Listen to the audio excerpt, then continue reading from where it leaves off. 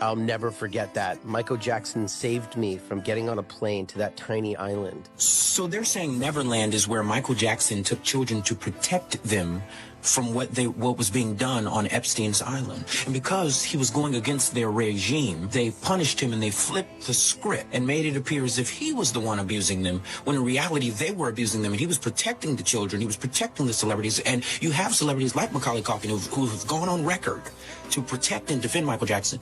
This all makes sense. It has finally come together. This man has been dead for so long, but now it's coming together. Not only did he protect the children from the physical things that were being done to them, and you know what I'm saying, you just social media, you gotta be careful, but he also were protecting them from the social and emotional abuses that were occurring by advising Britney Spears to get out from under her dad before the conservatorship and things of that nature. This man was a lifesaver. Nonetheless, those of you who are like me, help me fact check this, because at the end of the day, I want to make sure this is right, but this is what I've been hearing up to this point, and it all makes sense. I'll never forget that. Michael Jackson Good saved... morning, Owasso. This is the Twins with the Owasso Live, and this is the Morning Loop. So, today we are talking about MJ versus Epstein, and how we're not saying that this is 100% true, but we're just saying that this seems like it's within the realm of possibility. Because we all know Hollywood is a degenerate place full of bad people. And it's Michael Jackson is not who we thought he was. I remember growing up and being like, oh, yeah, Michael Jackson's a weirdo, Mm-hmm. I remember things like, oh, he bleached his skin, he got a nose job, he's got plastic surgery, become white. It's like, I didn't know a lot of stuff about the guy. And it turns out we're wrong about half the stuff we know about him. Mm-hmm. It's like, he has a skin pigmentation disease, which is why he looks like he's white. Yeah. He didn't bleach himself to be white. The only thing that he did for that was like partial facial reconstruction surgery, but like mainly the nose job, because he didn't like his nose, because he said, well, I think the only thing is reminded him of his dad. Yeah. And he hated his dad. That's why Macaulay Culkin and him were so close. Like he saw a kindred spirit inside Macaulay Culkin, and good Lord, he saved him from going to Epstein's island. Mm-hmm. Goodness gracious, Let me just replay that part just real quick. Saved me from getting on a plane to that tiny island. So they're saying that's insane. Yeah. And if you follow MJ's kind of eccentric, again, I'm not going to tell you he's not a weird dude. He's a weird guy in Hollywood, but the reason he's weird and eccentric is because his childhood was stolen from him by his father. There's even allegations to think that Michael Jackson's father even pimped him out, to music producers and whatnot. So if Michael Jackson thought that, he was abused, he could definitely see it in other kids, coming up. Again, Macaulay Culkin being one of them. Mm-hmm. Corey Feldman, Corey Haim, all these guys, like, they all like Michael Jackson. And again, do you think Michael Jackson was molesting kids and he wouldn't want to molest Macaulay Culkin, like the most famous kid in the world at the time? Mm-hmm. It's like, oh no, he had to, well, of course he didn't molest all the kids because he had to have some plausible deniability. That's a heck of a thing, especially if you are a predator that has a serious problem. You don't look at your victims and use plausible deniability. You're like, you're a predator. Like, you have a problem. You're like, that one's mine. Mm-hmm. I'm going to corrupt that one. Yeah. Which I have Corey Feldman's interview. I think this is on The View. So let's check this out. Yeah. To come out and say absolutely not. Mm-hmm. Absolutely not. He never touched me. He never touched anybody. As far as I know. There's 4 FBI agents waiting for me. That's Aaron Carter right there. Mm-hmm. In the hotel room. And my mom's there and she's like, tell them what happened. And I'm like, what do you mean tell them what happened? And I sit down with them and they all ask these super sexually exploiting, questions, back-sided questions. And I knew that at my age already. And I looked at all 4 of them and I said, are y'all crazy? I said, what you think I'm gonna do? Tell you that Michael did something bad so that we can sue him for money? Uh-oh. That's what I told him. I was like, you're crazy. And I looked over at my mom and I was like, are you serious, Mom? Wow. I was like, what is going on here? Why are you letting this happen? And she goes, well, I think something happened, I think something. I'm like, Wow. Really? Wow. That man did nothing but be hospitable, kind, loving, giving.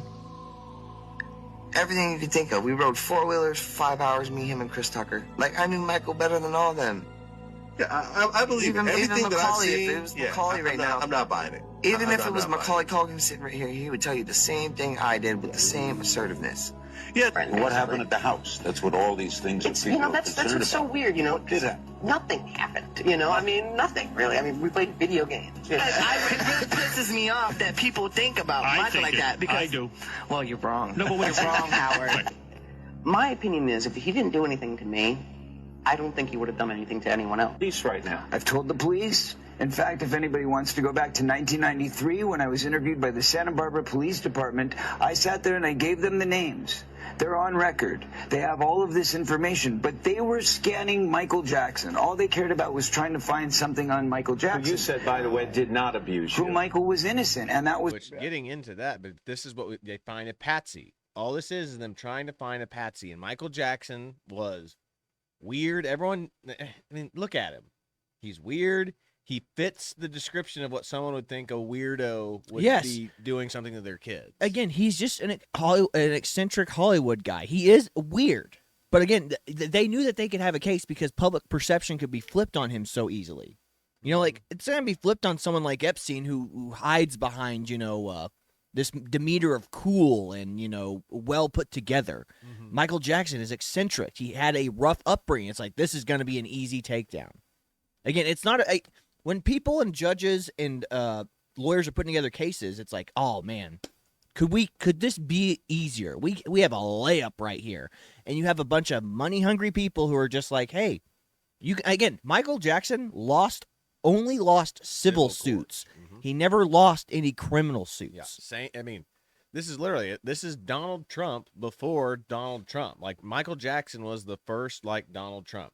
Donald Trump did not lose any of his criminal cases, his legal cases. He has only lost his civil court case, which a civil court case has nothing to do with criminality. He's not convicted.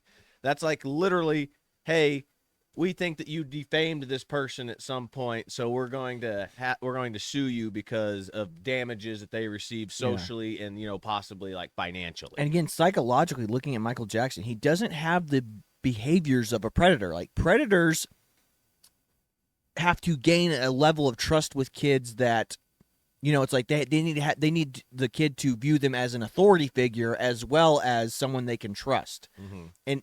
But Michael Jackson was the opposite. Michael Jackson didn't want anything from the kids. Like, he's like, you guys want to play? You want to do this? It's like he behaved like a child, Michael mm-hmm. Jackson, because he lost his childhood. So he liked hanging out with kids because they didn't want anything from him. Mm-hmm. Like, people around him, he's the king of pop. People want stuff. It's like they want Michael to help their career. They want him to do this. The kids didn't want anything. Just like, we just want to have fun. I don't know who this guy is. I just enjoy having fun with this guy. We call that like the Elvis like syndrome, basically. Mm-hmm. Like I said, I call it because when people were around Elvis, they did not treat him like a person. They treated him like a celebrity. Mm-hmm. And again, that's the same thing with Michael Jackson, Mr. King of Pop. You know, he had the King of Rock and Roll, Elvis, and then you have the King of Pop, Michael Jackson. Like, when you get a title like that, people either are using you or treat you like you are a celebrity or famous. Like, so you're either a fan or you're wanting to use him for something. Mm-hmm. And kids were about the only people that he could hang out probably with besides his like family members, which his family members still used him for things like, hey, you know, like, I mean, all of his brothers and sisters are musicians and singers and stuff too. Mm-hmm. So like they'd go, hey, Michael, I need help, you know, getting my new album out there. And he's like, no, like, you're using me. I if you want to come hang out with me and talk with me, you can do that. But I said, but that's the thing. Like, he was being used to being used by everybody in his life. And kids couldn't use him. Like, I mean, the only thing you could say is, well, they were just using him because they wanted to play in his mansion and go play on his roller coaster and see his giraffes and stuff. It's like, okay. But he earned all that stuff. And like I said, the kids, like, that's all they wanted to do. It's like hang out and have fun. And again, Michael Jackson was recapturing his lost childhood through them. Exactly, which I have a video pulled up for that, but I want to finish out this one real quick, and then we'll get on to the next one. what the interview was about with the police in 1993. I told them he is not that guy. And they said, well, maybe you just don't understand your friend. And I said, no, I know the difference between pedophiles and somebody who's not a pedophile because I've been molested. Here's the names. Go investigate. Boom. Yeah, 100%. And like, this is people ignoring this stuff because they wanted to take down Michael Jackson. And again, some people would argue that it was Jeffrey Epstein that was kind of the ringleader behind all this. And again, with his connections with the Clintons, you know, it's absolutely insane. Because even like he said, Chris Tucker would still vouches for Michael Jackson to this day. Every person that knew Michael Jackson personally vouches for him to this day. The only the two people who went to court and accused him fled the country after they won their trial. Yes, they won their civil cases, and before the criminal cases could go to court, they fled the country because they knew they weren't going to get they knew they were probably going to have to return the money. Exactly, which I have this next one pulled up here, which this is a video back in the day of like saying how this was a hit piece and how these confessions were gotten from these kids. So check this out. Whoop. Forgot the volume. Victim of all may have been Michael Jackson himself. Following 5 months of investigation and interviewing 50 people associated with the case, GQ senior writer Mary A. Fisher answers the question, did Michael do it? Her response, a resounding no. In fact, he was framed in that he himself was the victim and of a carefully conceived plan to extract money from him. Fisher claims that Evan Chandler, whose son alleges the abuse, gathered the molestation stories from the boy during a highly irregular session while using a drug which often creates false memories. It was only after he was given this drug in Mr. Chandler's office, dental office, that he came out with the allegations against Michael Jackson. Before that, he had said nothing wrong had ever happened. GQ reports that Jackson's image was severely damaged by lurid tales told by the singer's former employees. Fisher states that during paid tabloid newspaper and television appearances, these people alleged sexual misconduct. While under oath, they dropped the charges. They acknowledged that they had never seen Michael Jackson do anything wrong with anybody. That the biggest victim of all. There you go. I mean, this kind of reminds me of that saying. It's like God doesn't need perfect people. He uses broken people to exact his perfect will. You know, I mean, again, could Michael Jackson be a part of that? Absolutely. You know, I mean, like a kid abused as a child, still used his talents for good and to bring joy to people around the world. And then, you know, helped kids around the world. You know, protected kids like Macaulay Culkin, you know. I mean, what's that saying that, you know, what's that stupid, you remember that stupid review we did of what's her name, Miss Lindsay or whatever? And the lady that was save one kid, save the world, you know? It's like, what Michael Jackson did that with Macaulay Culkin, you know? Yeah. I mean, and that's the other part that makes, like, this is why child acting is so bad. I mean, we even played that, remember we played that video of Shirley Temple talking about her experience of her and her mom. The producers, they separated her and her mom, and both of the producers exposed themselves to him, but they just laughed because they were so innocent. They're like, what are you doing? Like, I don't know what that is. Again, a young Shirley Temple seeing a man's genitals for the first time, and she laughs at him. You know, it's like, you know, that's hilarious, but at the same time, it's also awful. You know, it's hilarious because you're like, haha, that guy, a little kid made an old man feel insecure, you know, and, but again, they never worked after that, you know? Yeah. But it's just so strange, but it's like, but that's basically what it is. Like, that's why child acting is so, and child modeling is so wrong. It's because, like, all you are is you're offering your child up as basically like a menu item for creepy men that want to abuse them. Yeah, I know this is a weird kind of segue, but there was a. Do you remember that movie Species? Yeah, it's like that movie about the alien, but like it mimics a attractive human female or whatever. Or something like that. Yeah. So the actress who played had been like modeling since she was like 13, 14, you know, so and so she was like 18 or whatever when she did that role, when she was the Species alien or whatever. Yeah. And all the interviews were just like asking her nothing about her role or how she did to prepare for the role. They're just asking her about her nude scenes. It's like, what was it like doing nude scenes? And she was like, I'm a model. I've been doing nude stuff for a long time. Like, and I'm like, you're 18. What do you mean you've been doing nude stuff for a long time? So it's just one of those things where it's like, I mean, girls are groomed so young into this industry. It's absolutely crazy. But again, you know, it's like women, you don't have women. Beautiful women are a lot like male athletes. They don't have long in the industry. Yeah. So they're willing to do a lot of risque things to get notoriety while they can. Yeah, men, the rule of thumb is men are willing to damage their bodies for their dream or their goals, whereas women use their beauty to attain their goals. And, you know, that's why guys' careers usually are a lot shorter, why guys' lifespans are a lot shorter, is because you're using your body a lot more physically demanding than a woman does. Because, like, you know, don't get me wrong, models have to stay in shape and all that, but it's in a healthy way typically. Yeah, it's not in a more physically demanding way. Like we've seen all guy workouts compared to girl workouts. You know, girls are just doing like light calisthenics, and guys are going to the gym and lifting the heaviest things that they can find. Yeah. But anyway, I just crapped out my spinal cord. Yeah, exactly. Which I have that video of why Michael Jackson acts the way he acts. Yeah. So, because you were just talking about this, so I wanted to pull this up too. Oh, crap. I'm sorry. I keep forgetting to turn the sound on. This is why I hate Instagram. You have to always restart the sound. We hate you. Explain why Michael Jackson's so weird. Oh, I can, because it's been studied by multiple universities, including the University of Cincinnati Medical School, done by Michael Borak, a forensic psychiatrist who says that he's evaluated many pedos and says Jackson does not fit the usual profile. His eccentric behavior is not typical of most offenders, Borak said. Most offenders are normal people who could be your neighbors, not freaky or weird. Most pedos will keep toys or other such appealing items to lure children, but they don't play with them, and Michael did play with his own collection.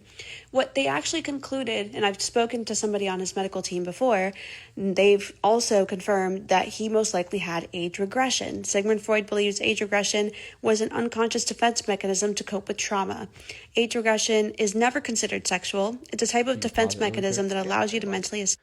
This is why, you know, Dr. Drew would talk about this. Like, if you ever watched Adam Carolla and Dr. Drew when they had Loveline, a girl would call in, and you know how girls do that little baby voice, like, hi, my name's so-and-so, and I like to talk like this?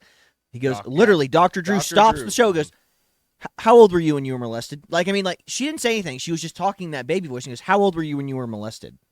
And she was like, I was 12. And then she's like, how do you know that? It's like, the way you're talking, your cadence, the way you speak in baby talk, it's endemic or enigmatic of you know, I probably didn't use that word right or even say it right, but it basically means that you were molested, because it's a safety mechanism in the brain to be like, if I act like a child, you know, again, they retain to that state where that thing happened to them. It's like they can't age themselves up because they feel so violated, so victimized, that they're like permanently a child, or they at least talk like a child. Yeah. Now, it doesn't mean they're dumb. It just means that they speak baby talk. You know, it's like it's like the way we would talk to dogs or cats. You know, it's like, oh, look at you, so cute. You know what I mean? Yeah. So anyway, but that's what this study is basically saying. So go ahead. Sorry. Escape to a different time in your life. I wasn't aware that the world thought I was so weird and bizarre. Michael Jackson had very... Yeah, that's the other sad part. He did not realize that the world thought I was so weird and bizarre. Yeah, because that kid has been grinding since he was like 5 years old. Yeah. His father took him on the road. Like, again, so he's basically been living like how a starter band is. Like how, you know, you see, oh, we're getting in the bus and we're taking a road trip to go do our tour. That's what he's been doing since he's been like 5 years old. So he has no idea what normal looks normal like. is. Yeah, it's like he did not get raised, oh, I'm going to go to school. I'm going to to go back home. I'm going to have a solid group of friends that I can call friends. Like, I mean, it's literally like, we still hang out with guys like that. When we said we went to the movies yesterday, we're still hanging out with two guys we went to high school with. You know, don't get me wrong, I still have friends in college and all this stuff, but I mean, like, I'm lucky. Like, I was able to build roots and have a permanent group of friends. Like people like, again, like that's amazing. Like how many people can say they're still friends with the people they're friends with when they were kids? Best friends from high school, we are still friends with to this day. I don't think there's a lot of people that say that stuff anymore. It'd be cool if I could even. It'd be cooler if I could say I'm still friends with some of the same people that I was friends with in elementary school. I mean, that's true. I still know some of them, but I wouldn't say we hang out. Yeah, but we're not best friends anymore. But yeah, I mean, we can't even. Some people can say some of their college friends, but like we have a few college friends that we can say, yeah, we still call and talk regularly. But yeah, but our two best friends, I would say, are from high school. That's insane to think about. It is. But yeah, Michael Jackson has never had that. Yeah, he doesn't get to experience that, so he takes joy in, again, reliving the memories he didn't get to make as a kid. I mean, it's like, so he's actually living a more normal life as a celebrity. When he's hanging out with those little kids, he's understanding what it's like to be a normal person when he's hanging out with those kids. Yeah, exactly. But let's finish up this video. We'll see if they've got anything else for us. Severe PTSD along with other trauma and trauma responses due to his abusive father who forced him to perform by the age of 6, and he was literally forbidden from playing on a playground. He didn't do anything other than dance and perform. This created this intense and unhealthy relationship with wanting to experience This literally sounds like kind of Pistol Pete Maravich. Yeah, Maravich, yeah. Like his dad was like, don't let him play any other sports. Yeah. Like only basketball. Yes, again, like whenever Pistol Pete Maravich wanted to try out for the football team, his dad went up to like two of the best, like defensive players and said, F his crap up, like make him suffer while he's on the field. So I mean, they destroyed him. Like his dad paid these guys to make him never want to play football again. So I mean, that's the kind of mentality that the Jackson 5's dad had, that Michael Jackson dad had. It's like, I mean, you can't play on a playground. What do you mean you can't play on a playground? Yeah, I mean, even you can go back even further, like Mozart. Mozart dad had him playing the piano. It would blindfold him and make him play the piano so much that he would know all the keys, all the notes, exactly where everything was. Like overbearing fathers creating these iconic tortured geniuses. These tortured genius kids that are in whatever it is, whether it's sports, music, acting, whatever. It's absolutely insane. Childhood in his adult life. That's not an excuse. That's scientifically backed. My childhood was completely taken away from me. There was no Christmas. There was no birthdays. Those were exchanged for hard work, struggle, and pain. He said, I'm not Daddy, I'm Joseph to you. How often would he beat you? Too much. Because of the isolation that was brought on by his intense amount of fame, it was also reported that Michael Jackson had a very low understanding of normal social cues, social norms, as well as healthy boundaries. Michael Jackson has stated it's the whole, showing his kid, dangling his kid over the side of the building, which all this stuff, the more you get into the psychology of Michael Jackson, the more like, oh my God, we're the bad guys for thinking for that judging this poor guy. That, again, normal is not like, we know what normal looks like because we were raised in what we would consider a normal traditional Christian household. Yeah. This guy, again, no birthday. You can't go to the playground. He didn't go to school with normal kids. Now, granted, it's not like, it's like that joke of like, I forget what comedian it was. Like, I want to have my kids, but I also want to adopt one of those warlord kids, those kids that get stolen by, so that way he keeps the other kids in check. And you're just like, yeah, because that person would have no semblance of what normal is. So like all the other kids are on high alert whenever they're around him. Yeah. Like I said, but that's basically like, think of that, except with Michael Jackson, granted wasn't being abused in like that sort of way, but he was still being abused by his parental figures in some way. Yeah. I mean, imagine being raised by a musical theater kid whose dad was like this, and here's an example. Imagine a Disney's High School Musical, and then you go to a normal school, and you're like, "What the fuck are you doing? Stop singing! Quit being weird, kid." Yeah, there was that. There was. They actually did an SNL skit. It was actually one of the newer ones. I couldn't believe it. Actually made me laugh a little bit, but it was like, Mom, I don't want to follow the family business. You're like, Oh, you're talking about Finn Wolf from Stranger Things. He didn't want to be a pop star like his dad. He wanted to be an indie punk rocker or whatever. Exactly. And his dad was a punk. He's like, no, we will be. This how sweet are. But what, like Backstreet Boys, like boy band pop. Yeah, you're like, oh my god. Yeah, that's how stupid it was. Yeah, it was fun. I was laughing. I was like, that actually made me laugh, and I was like, that's pretty good. Yeah. So anyway, that's what this is reminding me of. Again, Michael Jackson had no semblance of what normal is. So again, you can totally see it. Like, we are sitting here blaming him for being a weirdo when he has no frame of reference for normal. I mean, he could watch a movie and again, imagine watching something like Home Alone for Michael Jackson, be like, wow, is this what it's like being in a normal family? I mean, it's like he would have no idea. Yeah. No. Yeah, but let's keep watching this. Because this is good stuff. This is good stuff. That hanging around adults sometimes made him uncomfortable and feel like he was being judged by them.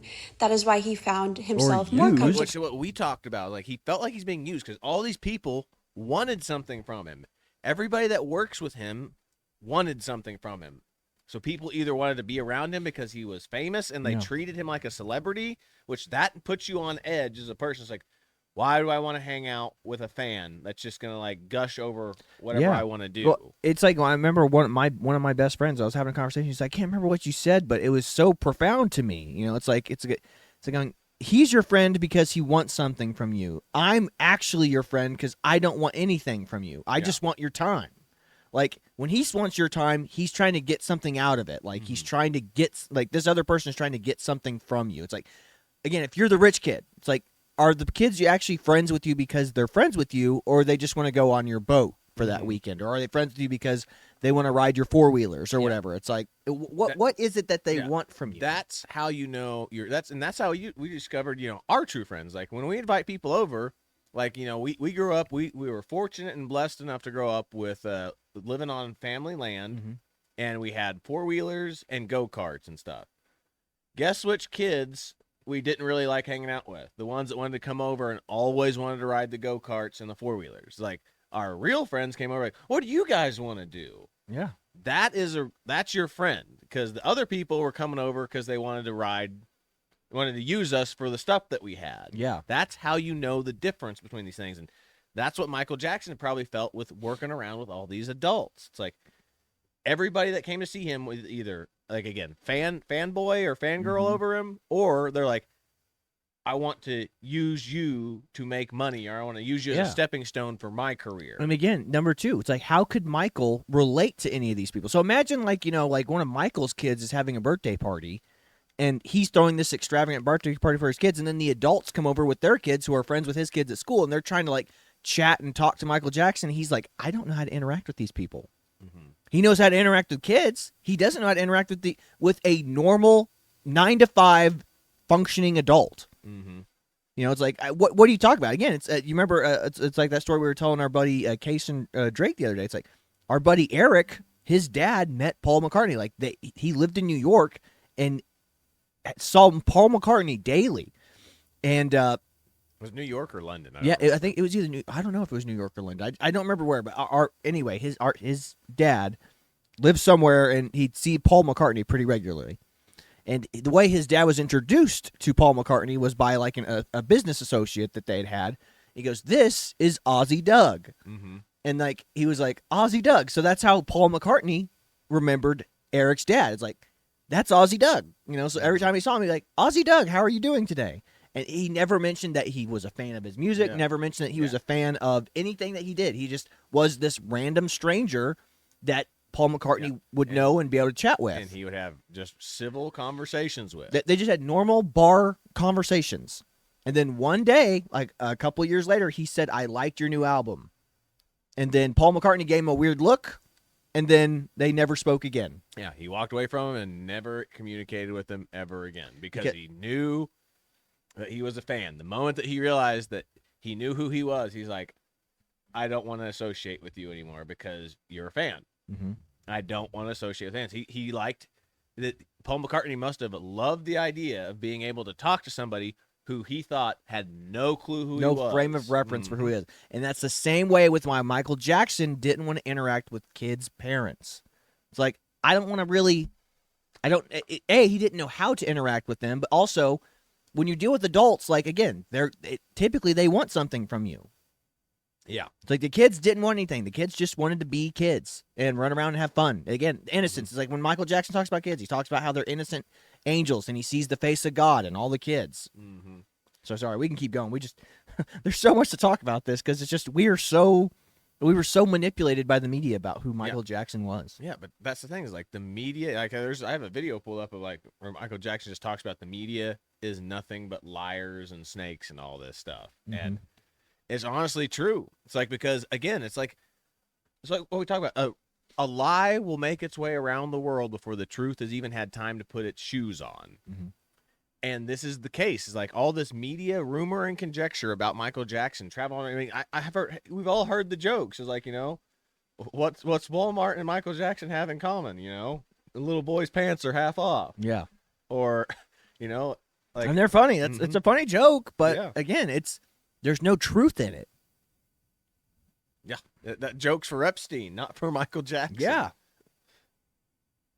In the presence of children who did not see him for his monetary value.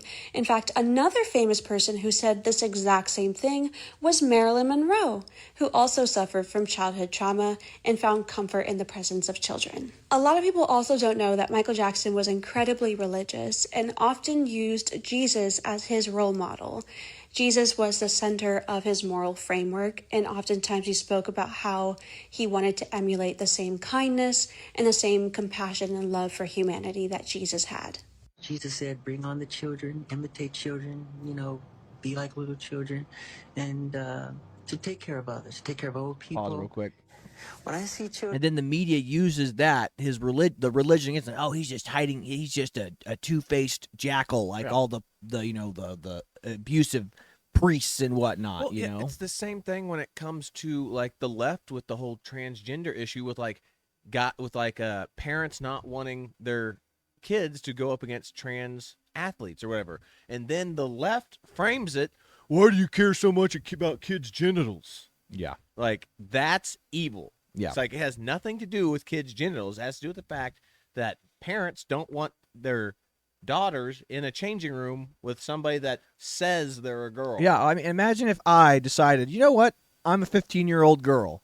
I'm going to go in there and I'm going to compete in soccer. I'm going to go out there and body your daughters. You know what I'm saying? Like, I didn't get surgery. I didn't chop my willy off. I just decide I'm a 15-year-old girl today, and I'm going to go out there and I'm going to body your daughters on the field. Mm-hmm. Nothing they can do about it. Like, I will make that. Like, I mean, I'll single-handedly get rid of female sports in one day. Like, I'll go out there and just like shoulder them, and they'll be in the stands. Mm-hmm. What are you going to do about it? Nothing. So that's what we're talking about here. But again, they have no principles. Yeah. And again, the media doesn't have any principles. I mean, looking at coming after Mike. I mean, again, this is what we talk about. That reporter that did the actual journalism with them using that drug on the kids that actually confessed against Michael Jackson or whatever. Like, she had to go through and actually do reporting. Yeah, they administered a drug that basically allows people to have if you have to administer a drug to a kid, let me tell you, you're a bad guy. Yeah. But that's what I'm getting at. Is like, she actually had to go to journalism. What's the easy journalism is like what we see today with journalism. It's like, gossip. Oh, I heard this. It's gossip. It's like, I heard this, and then the media just reports what everyone's hearing. CNN said this, and then MSNBC reported as well. Then ABC reported what they reported. So that's 3 consecutive sources. We're citing each other as the source. It's like, oh, perfect. We're good. Whereas they don't check the actual source. Is this actually true? Whereas that's why investigative journalists are more important than just news anchors. Yeah, it's why Nick Shirley's more important than any other journalist in the world right now. Yeah. James O'Keefe, Nick Shirley, people who are actually on the ground are important. Like, what we're doing is like what pretty much like all the other YouTube personalities do. It's like, we're reporting on things that we witness, which is not nearly as important as investigative journalism. So that's what we're getting at here. But we're about to get his famous line right here. Children, I see the face of God. His behaviors are simply When the I see children, I see the face of God, which is a great, great statement. Yep. So, result of coping with trauma through a hyperfixation. But I bet you can't explain why Michael Jackson's so weird. Oh, I can, because it's been... yeah, it's restarted All right. finally. What else Yeah. we got? We got a lot. I mean, we can talk about this stuff for days. But again, this is just another one of that reporter that came out, which, just talking about that weird drug, just like, again, like this is what we're talking about. She actually does the on the ground investigation. And, all these other journalists are just running around with conjecture that they have not confirmed, which is what is still happening to this day. This is why everyone will tell you the media is lying to you. The media is constantly lying to you. They taped. They always have been. And Michael Jackson said this back in the 90s. Recorded conversation between the boy's father and the boy's stepfather, in which the father, in his own words, says that he is following a quote-unquote certain plan that against Jackson, and that if he doesn't get what he wants, he's going to move against Jackson and destroy him, and that he had a number of people in place ready to help him with this plan. But the key evidence that I've uncovered is that the boy's allegations only came out after he was administered a powerful drug called sodium amytal. He had always said that nothing bad had ever happened between Michael Jackson and himself, and it was only after his father administered this drug to his son that the allegations came out. And in fact, sodium amytal, Mary, has been shown to produce false memories in some cases, correct? Exactly. There's a recent landmark case in Napa County. It almost seems like it's like a truth serum drug that you're open to suggestion type thing. Yeah. It's like you're more open to suggestion when you take this drug, which, when your senses, you can't, what's that thing? A contract isn't legally binding if you sign it under duress or if you're under the influence of any type of drugs or anything. alcohol. So, so that means that everything in that testimony is null and void because he was under the influence of a drug or a narcotic. Yep. So that's absolutely insane to think about.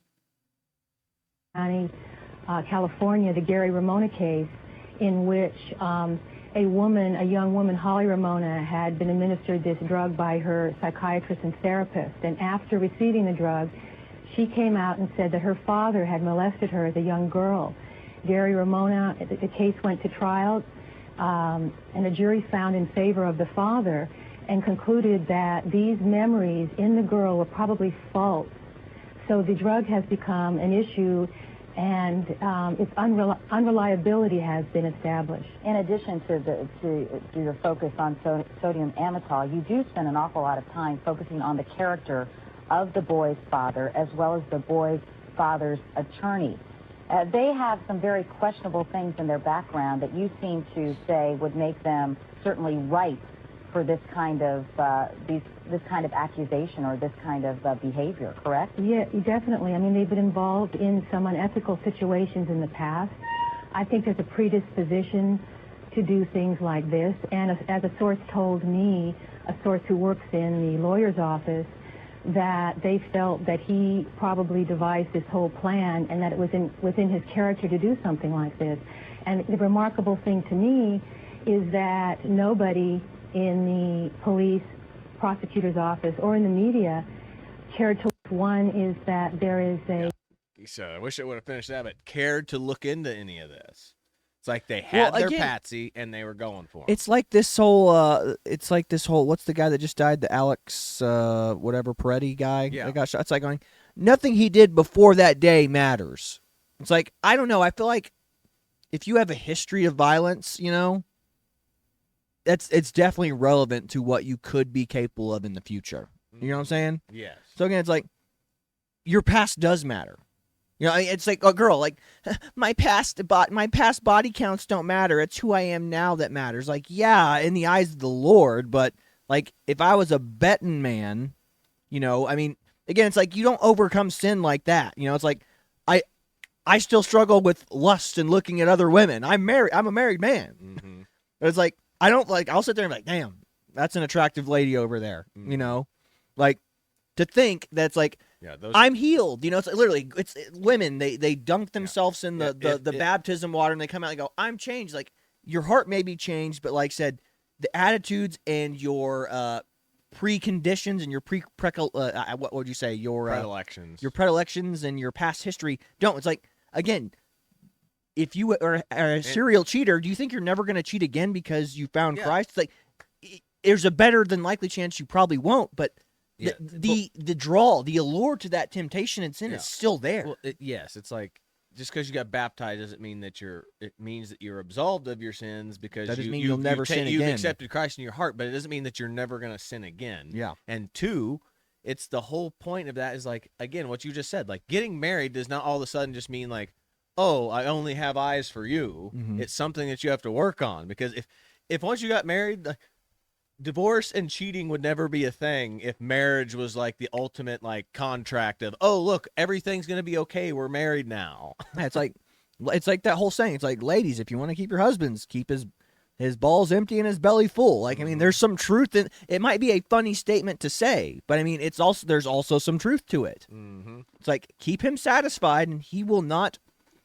I'm not saying he's not going to like not. Again, a magazine, a TV, it's like he'll be watching a movie and you're like, damn, that's a hot lady. You know, It's like, she's way hotter than my wife.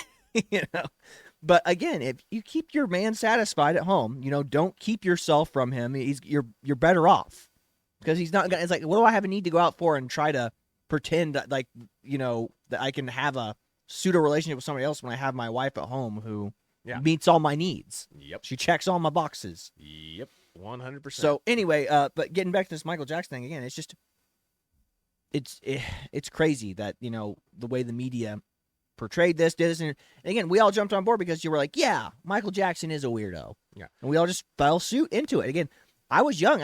I grew up in the era of Michael Jackson being the king of pop, and also coming up and being like, yeah, he's a weirdo. Yeah. The two MJs that everybody knew was Michael Jordan and Michael Jackson. Mm-hmm. And, you know, Michael Jackson was the weird one and Michael Jordan was the cool one. Yep. But let's see here. So we have this. This is the next one I have pulled up, is Michael Jackson investigated by the FBI for a decade. He faced a criminal trial and was acquitted on all 14 counts. And the 1993 allegations ended in a $20 million settlement, not because Jackson was guilty, but because the legal team advised him that it would be cheaper and it would cost $30 to $40 million and force him to cancel the Dangerous World Tour. Let's uncover the deeper truth. The prosecution in 2005 criminal trial brought every accuser they could find, presented all the evidence collected from multiple raids of Neverland, and put Jackson's entire life under the microscope. The jury deliberated and found him not guilty on all counts. That's how the justice system works. After Jackson's death, Wade Robson testified under oath in 2005 that Jackson never touched him. In 2013, after his career stalled and he was denied the Cirque du Soleil MJ tribute. Cirque du Soleil. Yeah, sorry. Tribute job. He suddenly remembered abuse and filed a creditor claim against the estate for money. So, you know, now he's dead and can't defend himself. I'm gonna go ahead and sue you again because kind of like I'm out of money. Kind of like all these ladies accusing Trump of rape and misconduct every time an election cycle starts up. It's like, what happened to the last one? What happened to Me Too? Don't all you women, you know, female empowerment came out of the woodworks then? It's like, oh, I just remembered, you know, in this obscure room in 1983, Trump touched my boob. You know, it's like, oh, really? You just remembered that now, did you? I'm pretty sure Donald Trump tried to grab my boob. I had to remember that forever. Be like, I'm never washing this thing. But that's the thing, is like, he didn't get a job or a tour that he wanted, and he realized, I need more money to do this. Guess what? He knows, I have a way that I earned money before. I'm going to go do that again. This is the thing. This is why you don't negotiate with terrorists, because once you've given them money once, they know that you're going to cave to do it again. Yeah. That is the whole thought process of, we don't negotiate with terrorists. We just send in the Navy SEALs and the Green Berets, and we take care of the problem. Yep.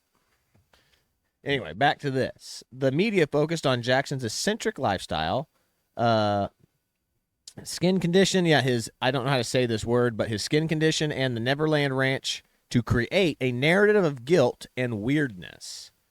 Being unusual became evidence. Yes. Sleeping in the same room as children during sleepovers with entire families present became proof without actual proof.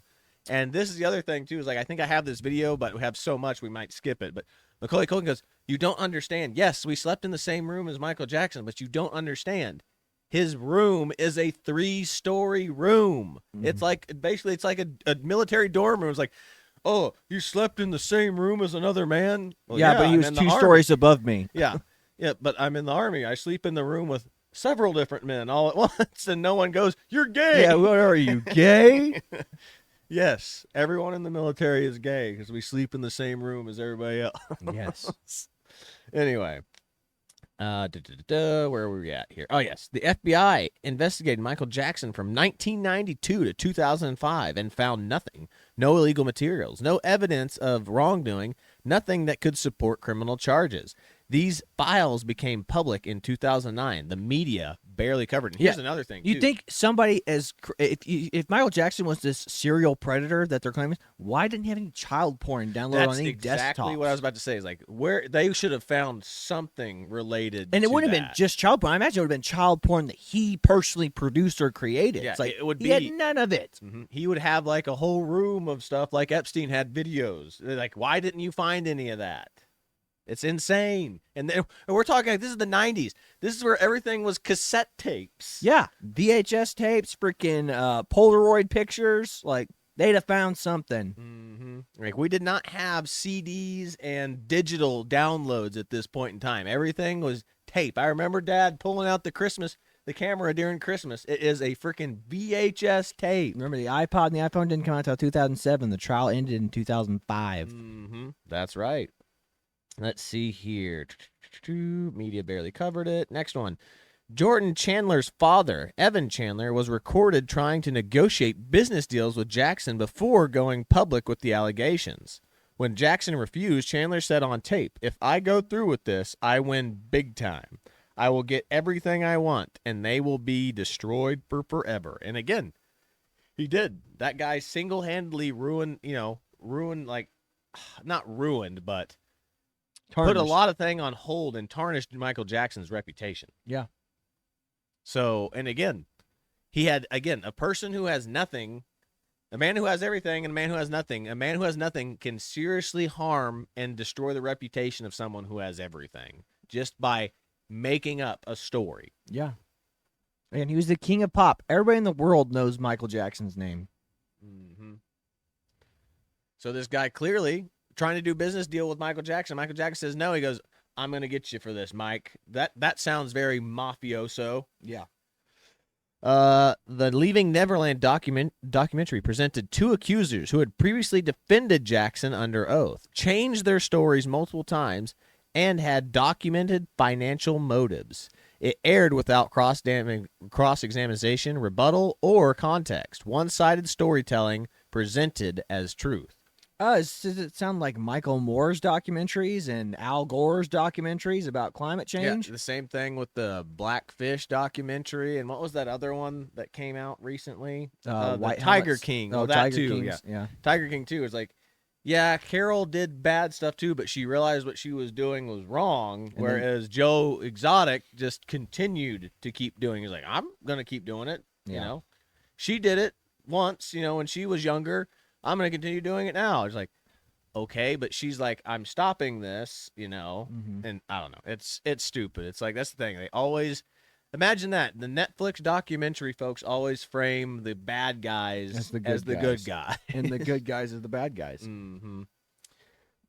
Carol Baskins, as insufferable as she is still the good guy. Mm-hmm. 100%. When you're rich, famous, and different, accusations become currency. Settlements don't prove guilt. They're proof that fighting costs more than paying. The media profits from the scandal, not truth. And once a narrative is set, facts become irrelevant on public opinion. And this is 100% the case. We have seen this with Donald Trump today. Well, what did Don Lemon say about Jussie Smollett? He goes, well, he's he's not wrong, but he's losing the PR battle. We need to help him with the PR war. And it's like, are you kidding me? He's like, he lied about everything. And you're saying, oh, it's not his fault. He's just losing the PR war. He's losing the PR war because he's a freaking liar. Yeah. Well, and that's the other thing too. Is like, imagine if there had happened to have been two white guys that just happened to be that like had crossed that security camera footage before the Odario brothers showed up. Those two white guys would be destroyed. They would have been, there they are. That's the two MAGA. Or they would have ruined everything. Be like, hey, stop that. Came to stop it. We're going to unmask these two villains. Mm-hmm, yeah. That would have been even funnier. Oh, man. But anyway, yep, but all that's true. And then last here, oh, yeah, this is just them trying to get you to subscribe to their stuff, which you probably should. That was a good little take they had right there. Mm-hmm. But any other thoughts on that from your end? No, I Corey? mean, that's a perfect little synopsis of it, So. Mm-hmm. Let's see, what else? What else we got here? Man, I got a bunch of different stuff. Mel Gibson, yeah, this one's good. Hollywood shut the doors on him. His films about Christ did not get studio backing. Mel Gibson spent $30 million to make the film. It grossed over $600 million. He does not appear in the Epstein files. Be like Mel Gibson. Yeah. You know what's amazing about that whole thing is it's like we used to make biblical epic films. I mean, Moses, like what was it, the movie? What was the one with Charlton Heston? And Charlton Heston was in Moses too. What was it called though? It's the Ten Commandments, right? Ten Commandments. It's called the Ten Commandments. We had that one, and then we also had what me and you talked about. Ben-Hur. Ben-Hur, yeah, Ben-Hur. I actually saw that scene where like he sees Jesus twice. Yeah, he sees and Jesus. And again, that was shot so incredibly. It's like you don't see Jesus' face, but it's like that there's something otherworldly about this man, and you don't realize it's Jesus until he's on the cross. But like I said, it does definitely give you that biblical hint because he says, "God, please help me." And then, of course, God, being Christ the embodied flesh of God, walks up to him and gives him a drink of water. Mm-hmm. Yeah. And then he returns the favor when he sees him which he didn't realize it was him. He just went to go give a thirsty man a drink of water, and it turns out that he recognizes him again. Mm-hmm. And it's like, yeah, remember when we used to have like Christianity and biblical like references in movies constantly? Yeah. And then he couldn't get backing. But again, going back to the Epstein stuff, it's again Epstein was protected by the media. I mean, it's like that story of that lady. It's like they told her to bury the story because nobody cared about this Epstein guy. But we sure do care about Michael Jackson being an eccentric weirdo. Yep.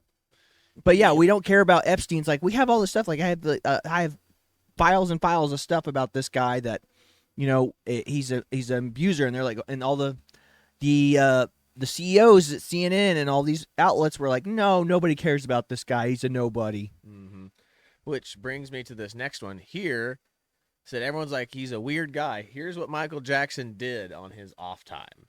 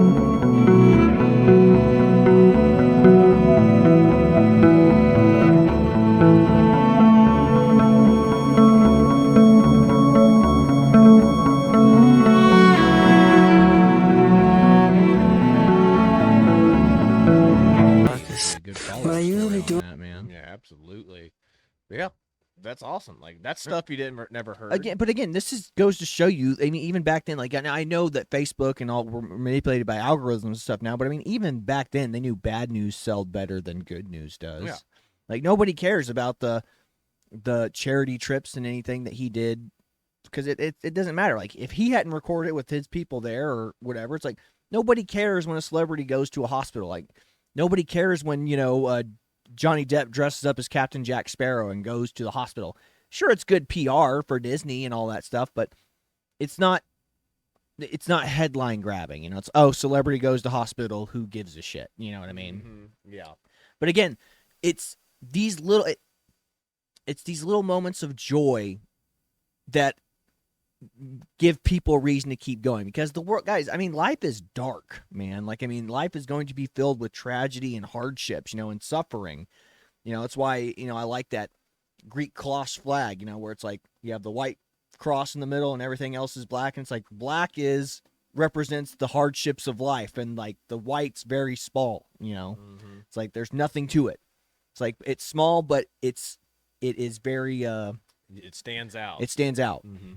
It literally jumps out at you because it had the sharp contrast between the dark. Yeah. So again, that little moment of happiness or joy that he brings to somebody else, like I mean that's a motivating thing. It's like I got to meet Michael Jackson. He was super nice to me, and he gave me a toy. Or again, in Farkas's case, found him a liver and gave him a shot at life. That's what matters. And what doesn't matter is the stuff that CNN and all these places try to hide, to keep all the evil, and it's like we want to shine a light on nonsense. So it reminds me of that Norm Macdonald joke where it's a guy driving around with one of his friends. He goes, "Look at that! You see that? I built that fence right there. Does anyone remember me as as John the fence builder? No." He goes and drives past the school. He goes, "See, I helped build that school. Does everyone remember me as John the builder or whatever it is? No. But you F1 goat." F1 goat. Yeah, everyone remembers you for that. Yeah. Again, you will absolutely be remembered by your faults and not your victories. Mm-hmm. They'll be like, "Oh yeah, that's that loser that effed a goat," or "That's that loser that cheated on his wife." That's how they will remember you forever.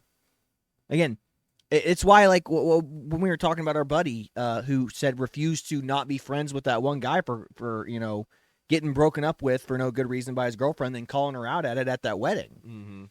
It's like party, yeah, whatever it was. Everyone's like, "Oh, he's a bad person." It's like, no, he is a man who, in a moment, finally had a moment of weakness for once in his life, and lashed out. But that's how that whole friend group will remember that guy. He was that mean guy that called his ex-girlfriend out for breaking up with him for no good reason. It's like, well, she again, then all the girls come out and be like, he's not entitled to her relationship. She's not entitled to her time. It's like, yeah, it's true, but you also shouldn't judge him for 1 minute of his life where, like, again, he was a good man, good boyfriend. Again, what we always talked about is, like, there's no the ick factor. There's no measurable thing that a guy can fix with the ick factor or the you're boring factor. It's like, that's why guys hate it. It's like, that's why guys ask, "Why are you breaking up with me? What did I do?" Yeah. But again, it also, I mean, the ick factor is actually a perfect example for MJ. Mm-hmm. It's like the media gave him his ick factor, and all of us collectively as a society are like, yeah, Michael Jackson's kind of an icky looking dude. Mm-hmm. He's weird. We got the ick. Yep. Despite the fact that he's just a misunderstood, tortured genius. Yeah. In which this next portion here that I have, like, we've touched on it a little bit, and Michael Jackson touched on it in some of the other videos that we watched, but here, ex-CEO of Sony, Tommy Maioto, I don't know how to say that name, but is in the Epstein files. Guess who exposed him 25 years ago? If you remember, this was the CEO of Sony. Michael Jackson had a deal with Sony, and he backed out of it because he thought the guy was wrong, and he was getting wrong into the deal and all that. Let's see, a super wealthy CEO, billionaire CEO that has friends and ties with Jeffrey Epstein, gets screwed over, believes he's getting screwed over by Michael Jackson, and then all of a sudden this huge media campaign of whispers and lies just goes after him. Yep. Strange. Very Interesting. strange. Very interesting. How convenient. So check this out. Me, Tommy Mottola. Tommy Mottola is the president of the record division. He is a mean, he's a racist, and he's very, very, very devilish. And Tommy Mottola is a devil. So I'm leaving Sony a free agent, owning half of Sony. So I own half of Sony's, and I'm leaving them, and they're very angry at me because of it. But I just did good business, you know. Tell him. So the way they get revenge is to try and destroy my album. But I've always said, you know, good art never dies. The minute I started breaking the all-time record in record sales, I broke Elvis's records. I broke Beatles' records. The minute it became the all-time best-selling albums in history in the Guinness Book of World Records, overnight they called me a freak. They called me a homosexual. They called me a child molester. They said I tried to bleach my skin. They made everything to turn the public against me. This was all complete conspiracy. You have to know that. Sony, tell me. And again, he describes people in biblical language too. You know, it's like, I mean, he doesn't call them really mean words. He just says matter of fact things, and he says devilish. You know, it's like he acts like a devil. You know, it's like that. What a very Christian and polite way to describe people. You know what I mean? Mm-hmm. Because he didn't call them like things that he doesn't believe they are. He doesn't say, you know, slurs or curse words about them. Yeah. He just says they're devilish. You know what I mean? I mean, how could anyone else? How could you be more polite to people who are trying to destroy you? You know. Mm-hmm. But I mean, as a Christian, he probably thinks calling him devilish is probably the worst thing that he could say about him. Yeah. So again, it just goes to show you the class act that he actually was. Yep. Which I have this next one pulled up, and this is from Michael Jackson. The press is manipulating everything that has been happening. They do not tell the truth. They are lying. They manipulate our history books. The history books are not true. It is a lie. The history books are lying. You need to know that. You must know that. Michael Jackson. What a legend, dude. Based Michael Jackson? Michael Jackson saying that the media is fake news before Donald Trump even got anywhere close to the word. Yeah. Which I just think that is absolutely awesome. Now, this next one here that I have pulled up is very, very interesting. And again, just like this talks to the whole Clinton body count and anybody that tries to expose child or human trafficking by people. It seems to always just mysteriously come up dead.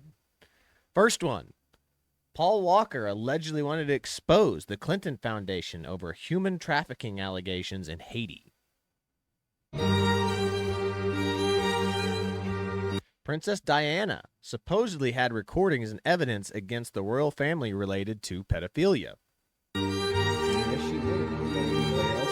She's married to him. Again, Michael Jackson was said to be exposing the dark dealings of Sony and the music industry elite, so they allegedly had him eliminated. Nipsey Hussle, which this is Nipsey Hussle. This was Russell Westbrook's one of Russell Westbrook's best friends, and Nipsey Hussle was working on a documentary about Dr. Sebi, and alternative treatments for cancer, HIV, and AIDS, and more.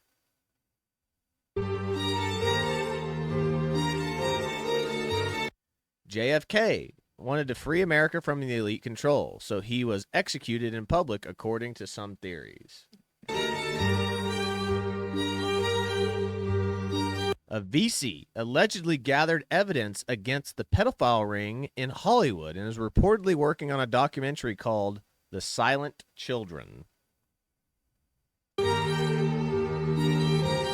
Then Chester Bennington was said to be collaborating with other celebrities on the documentary Silent Children, which you told me that this is Linkin Park's like screamer singer. I think so. I think that's Chester, yeah. So it's been so long since I've listened to Linkin Park. Yeah. So. Then this last one, I don't think I believe nearly as much. Marilyn Monroe supposedly possessed sensitive evidence that she had received from JFK, who was also eliminated. So I just don't know how I feel about that one. Yeah. That's the only one Why I'm like, JFK would give something like that to Marilyn Monroe, of all people, just seems kind of beyond me. Woman that he supposedly had an affair with. So, whatever. Anyway. And again, if the media said that they potentially had an affair, well, shit, it's probably a lie. Mm-hmm. See what else we got. I've got so much stuff that's like, it's like spooky. I mean, a lot of this stuff tells all. Oh, yeah.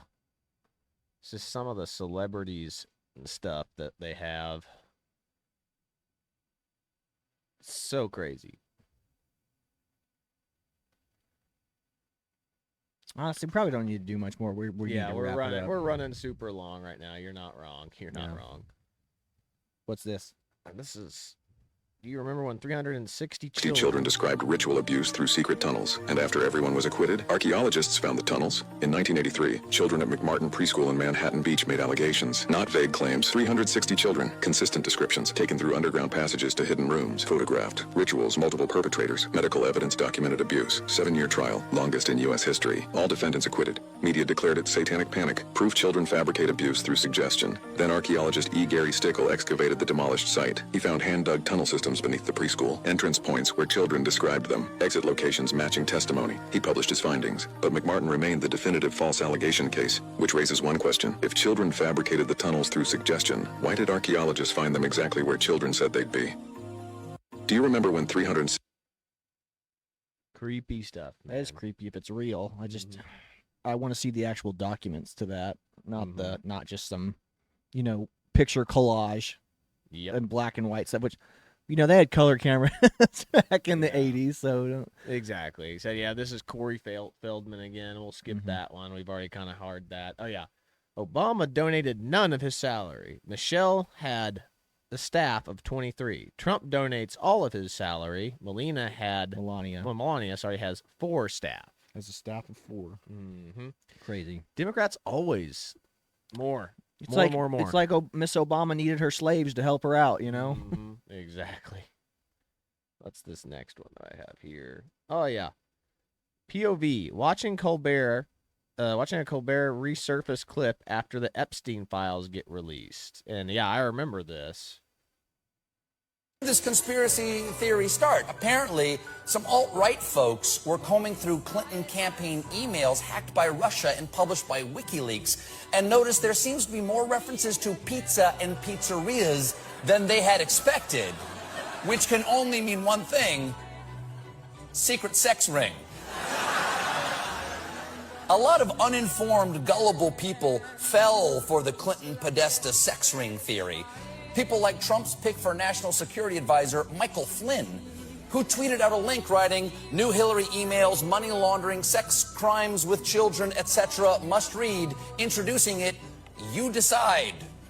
Okay, then I decide a guy who spreads this bull shouldn't be in charge of national security. So where did this... this guy is... Stephen Colbert is evil. Mm-hmm. He is the type of person who will lie, cheat, and steal, or say, just pay me millions of dollars and I'll say whatever you want me to say. Yep. That is who he is at his core. 100%. Which brings me to this next one that I pulled up. Oprah's spiritual healer was sentenced to 99 years for assaulting girls and running a baby trafficking network. Well, I mean, that's Oprah's spiritual healer, so he's probably just a misunderstood tortured genius, Why are these people always friends with these really sick, twisted individuals, man? Mm-hmm. Always the celebrities, man. It's always the celebrities. That's how I'm ending it. Yeah, this is his halftime show. Like, just going to show you how much he does truly love children. Like, he literally This was the Super Bowl back in the day. Oh, wow. Like, it's drawings. He literally has drawings from that he receives from little kids being going up. I would play, but the music would get us in trouble here. So, not going to play the music. But yeah, just like, that's what his Super Bowl was. Look at that. Yeah. That's incredible. Yep. Versus now we have Bad Bunnies where everyone's just like out, I don't know what he's saying. All I want to say is that they don't really care about us. Now, next thing I have here pulled up, breaking 88.6% of Epstein's political donations went to Chuck Schumer, the Clintons, Pelosi, and Democrats. Wow. Funny how it seems that the crowd at the table, while everyday Americans struggle with inflations, open borders, crime, and government that feels completely disconnected from reality, the political elite are smiling and drinking from glasses and carrying on like nothing's wrong. This is exactly why so many patriots have lost trust in Washington. Different rules for them, higher prices for us, closed doors for citizens, open doors for everyone else. They lecture you about democracy while protecting their own power, and then they talk about justice while never holding themselves accountable, and they call you radicals for asking questions. America was built on the corrupt backroom deals or career politicians getting rich while citizens suffer. It was built on faith, freedom, and hard work and accountability, and that's why the people are waking up. Yeah, it's a good little comment right there from X Grunt News. I like that. Good deal. What else we got? I think. Yep, we've got. Oh, yeah, I forgot about these too. Let me come back to that. Yeah. Yeah, Epstein's files reveal up to 87% of Americans who visited the island were Democrats. So again, why do you think the media focuses so hard on Trump's name being in there and Bannon's so hard? That's all you freaking hear about is Trump and Bannon are on the Epstein list from the mainstream media, whereas they never talk about the 87% of all the Democrats. I mean, remember, that one chick in Congress during that Trump deposition was texting Epstein right there on the spot. Yeah. And they have proof of it. You're like, Jesus. Let's see what else. Yes. The people who visited the island. We're going to restart this one. Oh, yeah, and supposedly those two kids right there, you see those two little boys right there that Epstein's holding? Those are supposedly the island boys. Oh, my gosh. Which is why they're so messed up and like why all of a sudden they just have careers out of nowhere despite nobody had ever heard of them. This is why people are like, those guys are demonic. It's because it's these people who, molested them, helping their careers because... You'll be a good boy. You just won't. You won't tell anyone what happened here was bad. You'll say it was fun and a good time. Yep. And we'll pretend we'll give you a record album that you don't deserve. Visitors of the demonic island.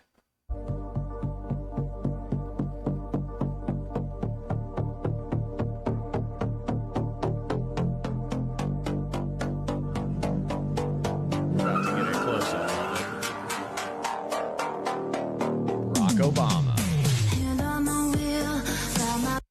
said Beyonce, Bernie Sanders, Bill Clinton, Bill Gates.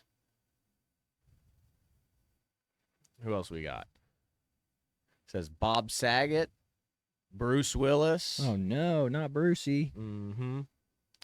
Celine Dion, Charles Barkley's on that list. No, Charlie Sheen, not Charles Barkley. Charlize Theron, Chelsea Handler. No, that makes sense. Cher, Cyndi Lauper, Chris Tucker, Demi Moore, Hillary Clinton, Joe Biden, John Travolta. That's not surprising. John Travolta's crazy. Lady Gaga. Madonna, of course. Yeah, that's not surprising. Michelle Obama. Why is she so far away from Barack? Don't know. Maybe they visited Naomi different times Campbell. to do their own little fantasy trips. Oprah, of course. Prince Andrew, of course. We all knew that one. Yeah. Prince Charles. Quentin Tarantino is on there. Oh, boy. Steven Spielberg. Yeah, go figure. Tom Hanks. Whoopi Goldberg. Now, again, does this mean that these people did anything on the island? It puts them in potentiality to do stuff on the island. But, again, Jeffrey Epstein is a socialite. So, of course, he's going to want to have shaken hands and bumped elbows with celebrities. Does it mean the celebrities did anything inappropriate on the island? No. But, again, it puts them in that hearsay factor where anything is possible. Yep. Because, I mean, again, even if, do you think there couldn't have been girls on the island who saw Tom Hanks like, that's Tom Hanks? You know, it's like, and it's Tom Hanks who's like, well, I'm famous. Of course women are going to want to have sex with me. You know what I mean? Like, exactly. So that's how it is. Again, does it mean these people nefariously and intentionally went there to be like, I'm going to have sex with underage kids? You know, it's like, no. They just showed up to the island, bumped elbows with Epstein, and were like, hey, it's cool to meet you. By the way, my associate over here, this attractive girl who you don't know what her age is, thinks you're handsome and wants to hang out with you this evening. And you're like, oh, okay, cool, I guess. Yeah. Yep. Could it be that? Or I mean, but again, I also can't say that there couldn't have been, like, maybe they knew and they'd heard rumors and they were wanted to take part in the debauchery that took place on the island. I don't know. What I'm saying is, two things can be true at once. They could have gone to the island and not been aware, or they could have gone to the island and been totally aware. Two things can be true. Yep, that's true. Next one here that we have is the Clintons invited Epstein to the White House 17 times, but liberals swear the guy who kicked Epstein out of Mar-a-Lago and called the FBI on him is the problem. Let that sink in. Thank you, brother. Mm-hmm. See what music.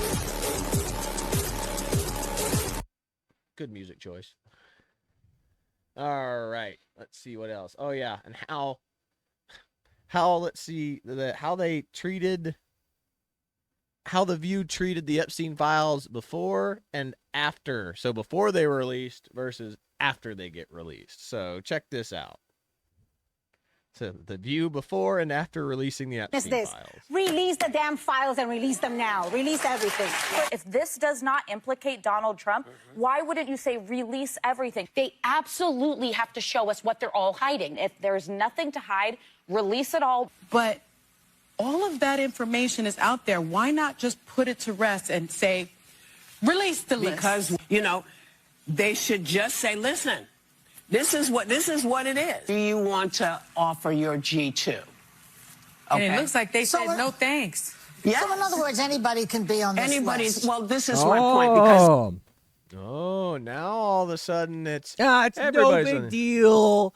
Everybody's on the list. You're on the list. I'm on the list. Yeah, where's Oprah? You're on the list. You're on the list. Yeah. Everybody's on the list. Yeah. Golly. Harpies. I'm telling you, when I tell you people are trying to turn me into, I wasn't his girlfriend. You used to have facts before you said stuff. But Trump is on the list 38,000 times. Well, I can't speak to him, but I'm speaking about me because I'm getting dragged. People actually believe that I was with him. He drops like 300 names. Yes. And it's like flood the zone because when you're looking, there are people like Marilyn Monroe who was dead. Elvis. Yeah, a lot of people, because a lot of the reasons your name can be mentioned are news articles, third-party emails, contacts. First Again, off, the View just drives me nuts. But two, it's like the other part of this that nobody gets is the View is how liberals wish society was. Have a bunch of women that all agree with each other and then have one conservative voice that gets dumped on the entire time. That is how liberals wish. But that's how the society media worked. actually functions, though. Like, again, you have 100 media outlets and you have two conservative ones with, Fox and Newsmax. And again, when you have the Muppets and Jon Stewart making fun of you 24 hours a day, when you're even me, like, I remember watching Jon Stewart and being like, yeah, Fox News can't be taken seriously. Not because I objectively watched Fox News. I took Jon Stewart's word for it because I thought he was funny. Yeah. Exactly. And that's what they want. They want your opinion shaped by people like Jon Stewart. And I can't tell you that's why so many people believe the thing. I guarantee you that's why the vast majority of people we went to college with. Because, I mean, we'd sit there. I remember watching The Daily Show with Jon Stewart with people in college. Like, I love Jon Stewart's takes on all this stuff. Like, he was giving legitimate criticisms or whatever. But no, I mean, he's just giving you a false narrative. And that's why people... That's why, like, the people that we get in arguments with Facebook now are the way they are. They're like, well, Jon Stewart and all these people shape their worldview. Therefore, anybody else who disagrees with them are stupid. Yep. If you're laughing at your opponents, you're not taking anything they say seriously. Yep. Which brings me to this next thing, which I just found super fascinating, which is just how I think that, this is how you know that evil. This is one of the few reasons how I know that God is real and that evil is real, because check this out. Just in, why was an email from Hillary Clinton's State Department looking for a burial site of ancient gods and evil entities referenced from the Bible, requesting documents pertaining to the resurrection chamber of Gilgamesh and the location of his body and the location of the buried Nephilim. It says requesting documents pertaining to the resurrection chamber of Gilgamesh, the location of his body, and the location of the buried Nephilim. That's weird. Yeah.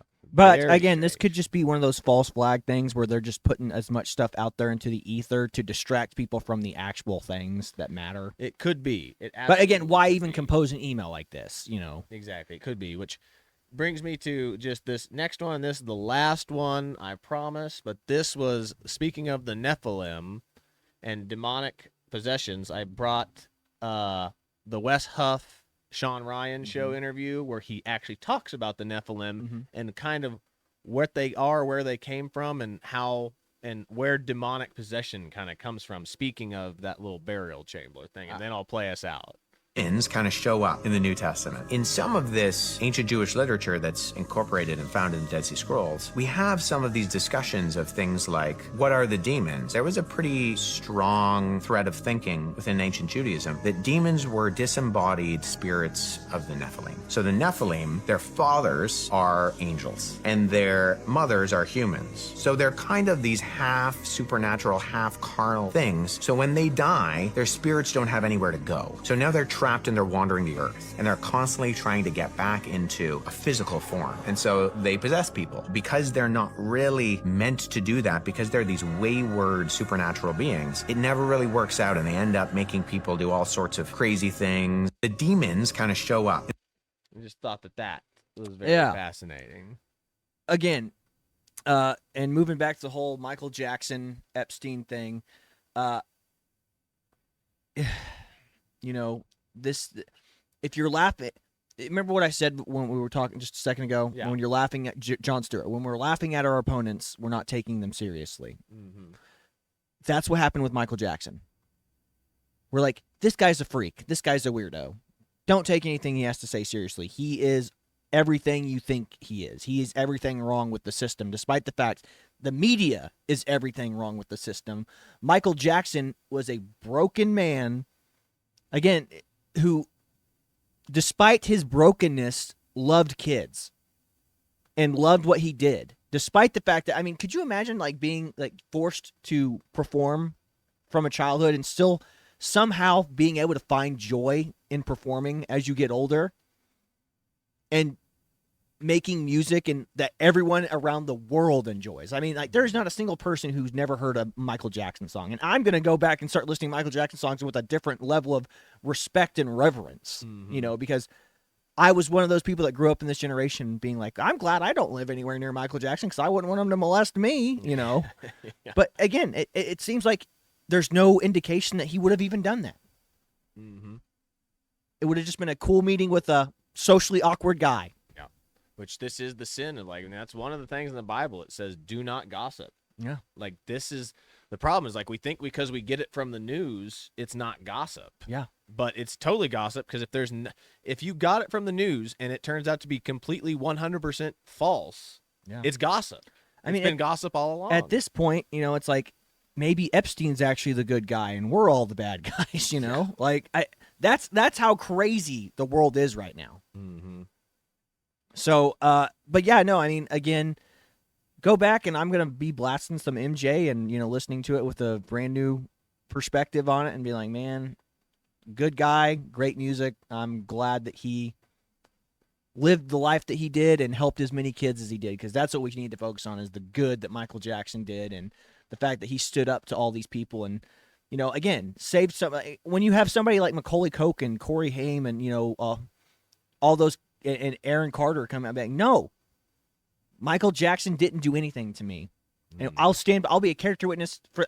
They never changed their stories. Like, they always wanted to be character witness. And again, predators don't think that way. Predator, like again, the philosophy would be Michael Jackson had to leave some kids unmolested. It's like, no, that's not how predators think. Yeah. Like, if a kid becomes your obsession, like you become obsessed with them, like you're going to get them. Yeah. Like, the whole aspect of it is like they own you, like they have power over you. Michael Jackson clearly didn't want power over these kids. Yeah. He's like, he wanted to be friends with them and play with them and have fun. Like, and again, kindred spirits with all. He felt like he was kindred spirits with them. He felt like he was recapturing the magic of his lost childhood. Which, I mean, that makes totally 100% sense, that he was always making friends with these young child singers, songwriters, and everything, is because he was a kindred spirit amongst them. He's like, and he was I protecting them from bad parents, not just bad parents, but bad actors in the industry. In the industry, it's like, oh, I'll buy your records, I'll produce them for you. It not only is it good business on his part, but he's protecting them from these bad, casting couch producer types. Yeah. They're like, I'll be happy to help you with your career if you do me a little favor. Yeah. So again, God bless Michael Jackson, and we're sorry that the world treated you as badly as they did while he was here, because he was nothing but a good and kind man. Was he perfect? No. Absolutely not. Nobody's perfect. Only Christ is perfect, man. But God doesn't need perfect people. He uses broken people to enforce his perfect will. Amen. So that's all I've got for you today. This is the Twins with Owasso Live. This was a Throwback Thursday, or in a review of Epstein versus Michael Jackson, and how the media is basically the most evil. It's the evil tabloid gossip journalism that basically exists. all is just pointed out is like the media, the mainstream media is those mean girls from high school that were that started all those nasty rumors about you. That's the media in a nutshell. That's all I've got for you today. This is the Twins with Owasso Live. This was the Morning Loop. Be sure to like, share, and subscribe so you too can stay in the loop. That is all I've got for you today. God bless you. See you later, everybody. All of you to wait and hear the truth before you label or condemn me. Don't treat me like a criminal, because I am innocent. It was a nightmare, a horrifying nightmare. But if this is what I have to endure to prove my innocence, my complete innocence, so be it. Throughout my life, I have only tried to help thousands upon thousands of children to live happy lives. It brings tears to my eyes when I see any child who suffers. I am not guilty of these allegations, but if I am guilty of anything, it is of giving all that I have to give to help children all over the world. I ask all of you to wait.